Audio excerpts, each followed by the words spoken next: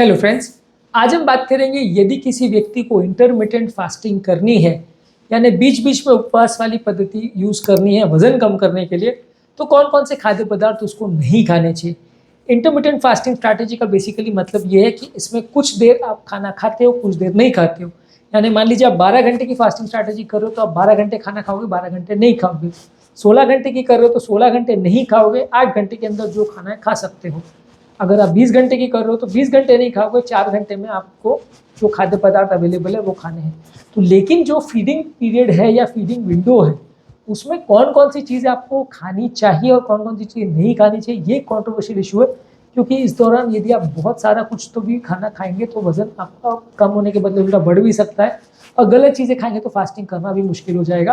तो हमने ऑलरेडी एक वीडियो किया है कि क्या क्या खाना चाहिए। आज हम बात करेंगे क्या क्या नहीं खाना चाहिए, कौन कौन से फूड्स अवॉइड करने चाहिए यदि आप इंटरमिटेंट फास्टिंग स्ट्रैटेजी में हैं। तो टॉपिक पर जाने से पहले जो लोग हमारे चैनल पर नए हैं उन्हें रिक्वेस्ट करूँगा कि चैनल को सब्सक्राइब करें, वीडियोस को लाइक और शेयर करें। सबसे पहले तो आपको हाईली प्रोसेस्ड फूड्स नहीं खाने चाहिए। इसमें रिफाइंड शुगर्स, अनहेल्दी फैट्स और एडिटिव कंटेंट बहुत ज़्यादा होते हैं जो कि अनहेल्दी होते हैं, और इनकी वजह से आपका जो फास्टिंग है वो सैबोटाज हो जाता है, आपका हंगर का जो पैटर्न है वो गड़बड़ हो जाता है, और आपका ओवरऑल भूख आपको ज़्यादा लगती है, बॉडी में इन्फ्लेमेशन ज़्यादा होता है। तो ये सारे काफ़ी अनहेल्दी है।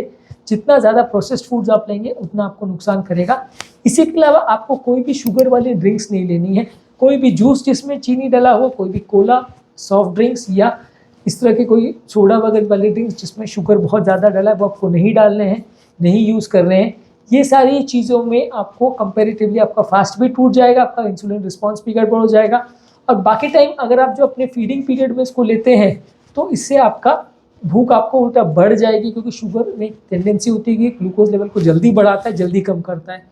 इसकी वजह से बॉडी इसको जो बहुत जल्दी पचा लेती है तो बार बार भूख लगती है, बार बार मीठा खाने की इच्छा होती है। आपने कॉमनली ये देखा होगा कि जब कभी भी आप एक मीठा खाते हो तो बार बार खाने की इच्छा होती है, एक चॉकलेट खाते हो तो बार बार खाने की इच्छा होती है। तो ये वो सारी चीज़ें हैं जो बार बार भूख बढ़ाती है, क्योंकि ये बहुत जल्दी बॉडी इनका पाचन कर लेती है, तो वापस बॉडी इसको खाने के लिए तैयार हो जाती है। जैसे आप बॉडी में लेते हो तुरंत शुगर बढ़ता है, कम होता है, फिर से भूख लग जाती है। जबकि कई चीज़ें ऐसी है जो बॉडी धीरे धीरे पचाती है, तो उनको धीरे धीरे करके बॉडी में शुगर लेवल्स बढ़ता है और घटता है, तो बार बार भूख नहीं लगती। इसके अलावा आपको रिफाइंड कार्बोहाइड्रेट जैसे वाइट ब्रेड, पेस्ट्रीज, केक्स और मैदा के बने हुई चीज़ें, रिफाइंड कार्बोहाइड्रेट ये सारी चीज़ें नहीं लेनी है। ये सारी चीज़ों का भी ग्लाइसेमिक इंडेक्स ज़्यादा है, यानी ये सारी चीज़ें भी ऐसी है जो बॉडी के अंदर जाते शुगर लेवल को बढ़ाती है और फिर वापस कम कर देती है। तो आपका प्रॉपर इससे जो फास्टिंग है वो नहीं हो पाएगा और आपको भूख बार बार लगेगी। इसके अलावा बहुत ज़्यादा जंक फूड, ऑयली फूड ये सब नहीं खाना है। अनहेल्दी फैट, सोडियम वाली refined carbohydrates, French fries, pizza, burger, ये सारी चीज़ें अवॉइड करनी है। ये सारी चीज़ें वैसे भी अनहेल्दी है, और इनको अगर आप फास्टिंग के दौरान लोगे तो बेसिक पर्पज़ जो आपका वज़न कम करने का है वो काफ़ी हद तक डिफीट हो जाता है, क्योंकि आप बहुत ज़्यादा ऑयली जंक फूड खा लेते हो। वज़न कम होने के बदले उल्टा बढ़ भी सकता है इससे। इसके अलावा आपको अल्कोहल भी अवॉइड करना चाहिए। अल्कोहल में अपने आप में भी थोड़ा शुगर कंटेंट होता है, अपने आप में भी कार्बोहाइड्रेट्स होता है, तो आपके ब्लड शुगर लेवल को इम्पैक्ट कर सकता है। खासकर उस टाइम पे जो अल्कोहल लिया जाए जब आप फास्टिंग के लिए जो डेजिग्नेट किया, जो टाइम आपने फास्टिंग के लिए रखा उसमें आपने अल्कोहल ले लिया कि चलो पानी ले सकते हैं तो मैं थोड़ा सोडा ले लूँ, थोड़ा अल्कोहल ले लूँ, तो वो गड़बड़ हो जाती है और उसमें आपका फास्टिंग टूट जाएगा। और इंटरमिटेंट फास्टिंग का जो बेसिक कॉन्सेप्ट है कि उस दौरान बॉडी में कोई भी कार्बोहाइड्रेट या शुगर नहीं जाना चाहिए, तभी वो स्ट्रैटेजी वर्क करती है। तो ये स्ट्रैटेजी आपकी ख़राब हो जाएगी यदि आप उस दौरान थोड़ा बहुत भी अगर अल्कोहल ले लेते हो या कोई भी मीठी चीज़ ले लेते हो। इसके अलावा कोई भी चीज़ को आपको बहुत ज़्यादा मात्रा में नहीं खाना है, क्योंकि कैलोरी सरप्लस हो जाएगी। आपको फास्टिंग तो करना है, लेकिन बाकी टाइम पर भी आपको बहुत ज़्यादा खाना नहीं खाना है, क्योंकि अगर आप बहुत ज़्यादा खाना खाओगे उस टाइम पे ये सोच के कि मैं 12 घंटे तो फास्टिंग कर रहा हूँ, मैं जितना भी ठूसूँ उस टाइम पर चलेगा, तो वो गड़बड़ हो जाता है। फिर उसमें वजन कम होने के बदले उल्टा बढ़ेगा, या एटलीस्ट रिजल्ट आपको नहीं मिलेंगे। इसके अलावा जो भी दूध से बने हुए बहुत ज़्यादा प्रोडक्ट्स है, बहुत ज़्यादा जिसमें लैक्टोज कंटेंट है, वो भी बहुत ज़्यादा आपके बॉडी के शुगर लेवल्स को बढ़ा सकता है, तो इसको भी अपने फास्टिंग स्टेट में आप मत लीजिए। और बाकी टाइम एटलीस्ट लेना है तो स्किम मिल्क लीजिए, मलाई वाला दूध मत लीजिए। मलाई वाला दूध आप लोगे तो वो आपका शुगर लेवल्स बढ़ाएगा। फास्टिंग के टाइम आर्टिफिशियल स्वीटनर्स वाली मीठी चीज़ें भी मत लीजिए। हमको ऐसा लगता है कि क्योंकि चीनी नहीं है तो इसमें कार्बोहाइड्रेट नहीं है, तो हम पानी में फ्लेवर डाल के या पानी में शुगर फ्री डाल के हम पी सकते हैं, चाय में शुगर फ्री डाल के पी सकते हैं, क्योंकि हमें लगता है कि ये ज़्यादा हेल्दी है और ये कैलोरी नहीं दे रहा तो चलेगा। पर ये भी हमारे बॉडी में इंसुलिन लेवल्स को उसी तरह से अफेक्ट करता है जैसे नेचुरल शुगर करता है, हार्मोनल लेवल पे इम्बैलेंस क्रिएट करता है, इसलिए आर्टिफिशियल शुगर भी बहुत अच्छा नहीं है। और यदि आपको फास्टिंग प्रॉपर करनी है तो इसको भी आपको अवॉइड करना चाहिए। इसके अलावा हाई शुगर वाले फ्रूट्स हैं, इसको भी आपको अवॉइड करना चाहिए। बहुत ज़्यादा केले हैं, ग्रेप्स हैं, आम है, ये सारे फ्रूट्स भी आपके शुगर लेवल्स को बढ़ाते हैं, तो इनको भी जहाँ तक पॉसिबल है आपको अवॉइड करना चाहिए। इसके अलावा प्रोसेस्ड मीट्स जो है ये भी आपके बॉडी के कोलेस्ट्रॉल लेवल्स को बढ़ाते हैं, और प्रोसेस्ड मीट्स बहुत जल्दी बॉडी इनका पाचन कर लेता है, तो ये उतने हेल्दी नहीं है। यदि आप इनको ज़्यादा मात्रा में लेते हैं तो वज़न कम होने के बदले बढ़ भी सकता है। बहुत ज़्यादा चाय कॉफ़ी भी नहीं लेना चाहिए। कैफीन वाले प्रोडक्ट्स जो हैं वो आपकी बॉडी के कॉर्टिसोल लेवल को गड़बड़ करते हैं, जिससे आपका फास्टिंग लेवल बिगड़ जाता है।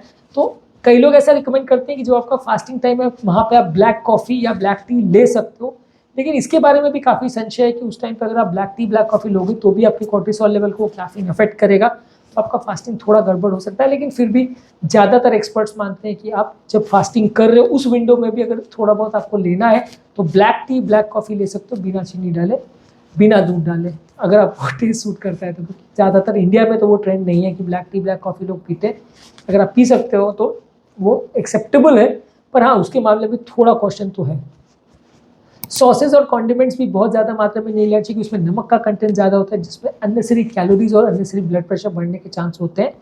इसी तरह से बाकी भी कोई नमक वाली चीज़ें जिसमें आपके ऊपर से नमक डला हुआ है उसको भी अवॉइड करनी चाहिए, क्योंकि ब्लड प्रेशर उससे थोड़ा बढ़ सकता है। कोई भी मीठी चीज़ जैसे आइसक्रीम, पेस्ट्रीज, डेजर्ट्स है, ये सारी चीज़ें आपको अपने रेगुलर खाने वाले पीरियड में अवॉइड करनी चाहिए। इसमें भी वही चक्कर है कि शुगर ज़्यादा है तो सडन आपका इंसुलिन सर्ज होगा, जिसकी वजह से आपका फास्टिंग का जो कॉन्सेप्ट है वो गड़बड़ हो जाएगा, आपको बार बार ज़्यादा भूख लगेगी। इसके अलावा आपको ट्रांस फैट्स नहीं लेने चाहिए। ट्रांस फैट्स जैसे प्रोसेस स्नैक्स में और मार्जरीन में और कुछ बेक प्रोडक्ट्स में रहता है, ये काफ़ी लोगों को सस्ता पड़ता है, इसलिए बेकरी वाले काफ़ी इस तरह के फैट्स यूज़ करते हैं, लेकिन वो बॉडी में इन्फ्लेमेशन करता है जो कि अनहेल्दी है और आपकी हेल्थ को बिगाड़ सकता है, तो इसको आपको ज़्यादातर अवॉइड करना चाहिए। इसी तरह से प्रोसेस्ड ब्रेकफास्ट सीरियल्स जो है वो शुगर कंटेनिंग कई नाश्ते आते हैं, खासकर वेस्टर्न कंट्रीज़ में बहुत ज़्यादा इसका ट्रेंड है कि नाश्ते आते हैं जिसको आप डायरेक्टली खा सकते हो, उसमें शुगर कंटेंट काफ़ी ज़्यादा होता है, तो नाश्ते के हिसाब से उसको अच्छा माना जाता है, लेकिन शुगर होने के हिसाब से ऑब्वियसली वो काफ़ी अनहेल्दी हो जाता है, क्योंकि इसमें भी वही चक्कर है कि शुगर लेवल्स को सडनली फ्लक्चुएट करेगा, जिससे बाद में मैनेज और मेंटेन करना थोड़ा मुश्किल पड़ सकता है। आज के टॉपिक में हमने आपको एक लिस्ट थी उन खाद्य पदार्थों के बारे में जिनको आपको फास्टिंग के टाइम या आपको नॉन फास्टिंग टाइम पे इंटरमिटेंट फास्टिंग स्ट्रैटेजी आप कर रहे हो तो उसको अवॉइड करना चाहिए। बेसिकली फास्टिंग टाइम में तो आपको सभी कुछ अवॉइड करना है, पानी के अलावा। पानी आप ले सकते हो, बाकी कुछ नहीं ले सकते। अगर आप चाय या कॉफ़ी भी ले रहे हो तो ब्लैक लो, वो भी अवॉइड करो तो ज़्यादा अच्छा है, पर ले सकते हो थोड़ा बहुत, कुछ एक्सपर्ट्स ऐसा कहते हैं। पर अदरवाइज जो खाने वाले पीरियड में है उसमें भी ज़्यादा ऑयली, जंक फूड, शुगर वाली फूड, प्रोसेस स्नैक्स और अनहेल्दी फूड ज़्यादा मत लीजिए। सब्जियां और फाइबर वाली चीज़ें, दाल साग सब्जी, इस तरह की ज़्यादा चीज़ें ज़्यादा खाइए। इसमें आपका शुगर लेवल बढ़ेगा नहीं, वज़न बढ़ेगा नहीं, और फास्टिंग का आपको जो मैक्सिमम बेनिफिट मिलना है वो मिल सकेगा। उम्मीद करूँगा कि आज के टॉपिक में कुछ नई बातें जानने को मिली होगी। जो लोग हमारे चैनल पर नए हैं उन्हें रिक्वेस्ट करूँगा कि चैनल को सब्सक्राइब करें, वीडियोज़ को लाइक और शेयर करें।